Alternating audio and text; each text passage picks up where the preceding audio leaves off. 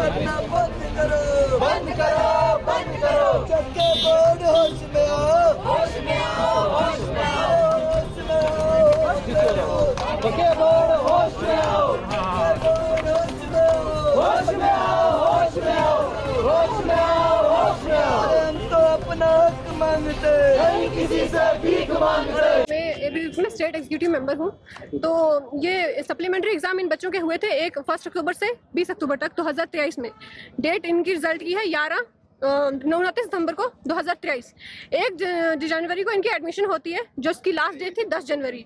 उसके बाद 16 जनवरी को दोबारा से एबीवीपी जो है बोर्ड में जाती है और इन बच्चों की लेट एडमिशन करवाती है और 23 जनवरी तक इनकी लेट एडमिशन होती है। उसके बाद इनका एडमिट कार्ड इशू होता है 6 फेब को। उसके बाद इन बच्चों के जो प्रैक्टिकल एग्जाम्स हैं, 5 प्रैक्टिकल एग्जाम इनके होते हैं। उसके बाद 22 जनवरी को इनका ऑर्डर आता है कि ये बच्चे अब आगे के फाइनल एग्जाम नहीं दे सकते। इनके 5 पेपर देने के बाद ये कहते हैं कि अब आगे का एग्जाम नहीं होगा। क्यों नहीं होगा? पहले एडमिशन कैसे हुई? पहले उन्होंने फॉर्म भरा ही क्यों? अगर इनको लास्ट में कैंसिल करना था, बच्चों का इतना टाइम वेस्ट हुआ, उन्होंने इतनी पढ़ाई की, इतनी मेहनत की, अब वो डिप्रेस हो गए कि अचानक हमारा एग्जाम कैंसिल हो गया है। इतनी मेहनत करने के बाद लास्ट मोमेंट पे आपको एग्जाम से कुछ दिन पहले पता चलता है कि आपको एग्जाम देना अलाउ नहीं करेगा। हम ये चाहते हैं कि बच्चे एग्जाम दें, उनको एग्जाम देने दिए जाए। हाई सेकेंडरी के कुछ स्टूडेंट्स थे जिनको बाईएनुअल एग्जाम ने दिया था। ये 22-23 सेशन के स्टूडेंट्स थे जिनका सप्लीमेंट्री एग्जाम होता है सितंबर में, और सितंबर में जब इनके एग्जाम लिया जाता है तो उनका रिजल्ट आता है दिसंबर 29 को। उसके बाद जब ये उसमें जो बच्चे पास होते हैं 22 से 23 सेशन के बच्चे, तो वो आगे जाके दिसंबर में जाके वो एडमिशन लेते हैं। जनवरी 1 से लेकर 10 तक उनकी एडमिशन होती है।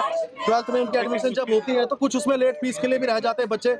10 तक लेट फीस होती है, कुछ बच्चे रह जाते हैं।